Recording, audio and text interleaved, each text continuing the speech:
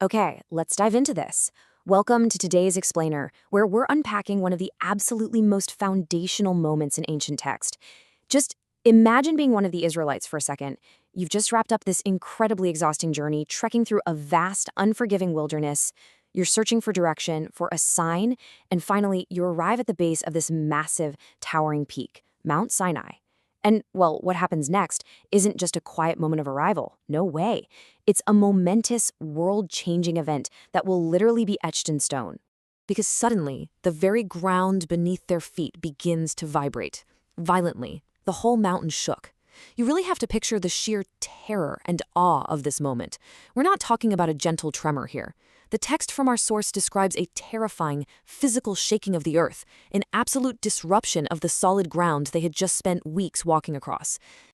And it wasn't just the ground moving. Thunder roared. The sensory intensity here is absolutely off the charts.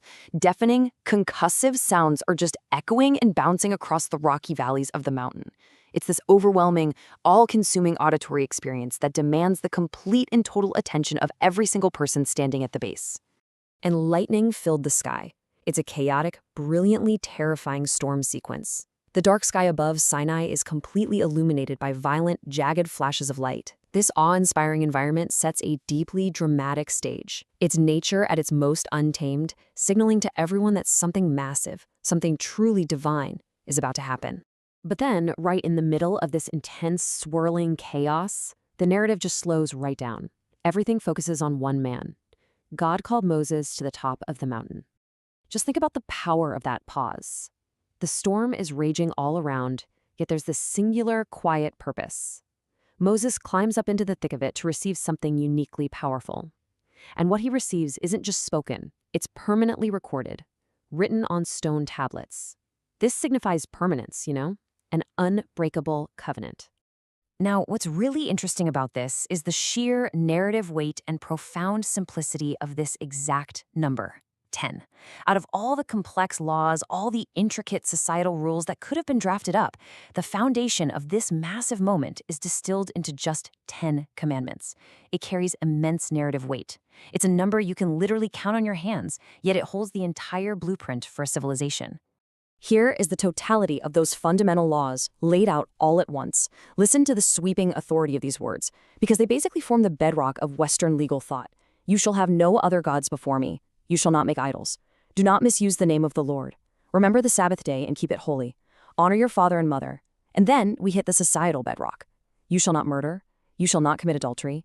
You shall not steal. You shall not give false testimony. And you shall not covet what belongs to others. It is a stunningly comprehensive list. But we really have to look past the intimidating awe of the lightning and the stone. Our source material points out something incredibly thoughtful here. These were not just rules, they were a way to live.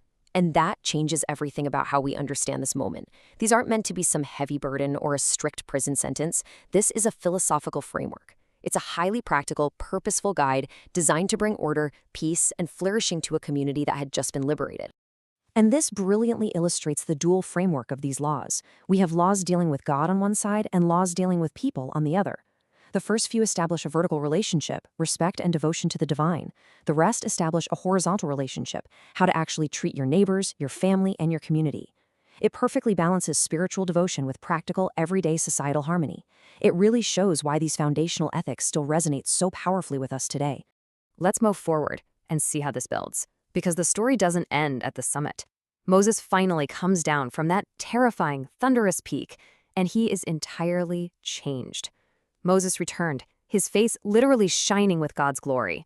This is the physical aftermath of such an intense, close encounter with the divine. It's a literal physical transformation. He is just radiating the power and the magnitude of what he experienced up there in the clouds.